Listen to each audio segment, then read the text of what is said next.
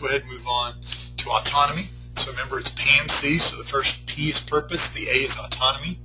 And autonomy is a feeling that your life, its activities and habits are self-chosen and self-endorsed. It's this concept that you feel like you have control of your life. And again, the research is showing that having that strong sense of control is more important than money. It's more important than anything, any of the other things we studied outside of positive relationships. So people want to make a difference. They want to believe that they are deciding the direction of their lives. And even just small things can help them feel like they have autonomy. So again, better predictor of happiness than money. So how do you bring autonomy to people's lives? Again, autonomy, it's like an intrinsic motivator, right?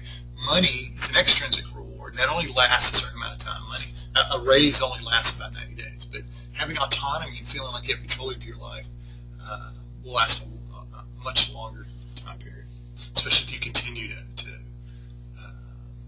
implement it. So what steps do you take? Constantly ask yourself what decisions employees can make. A lot of times companies get in the habit of taking all the decisions away to make things simple and structured for the employees.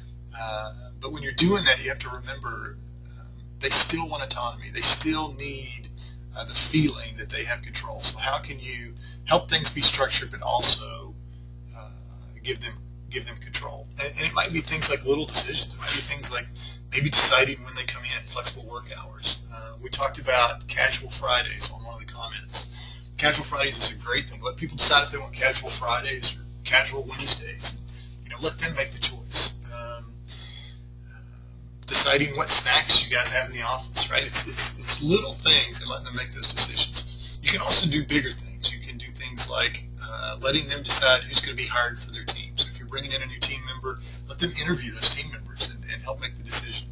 Let them decide how much budget should be spent on which areas, right? And that kind of leads to the next thing. Tell them what you want them to do. Tell them why, connect it to the purpose, but then let them decide how to do it.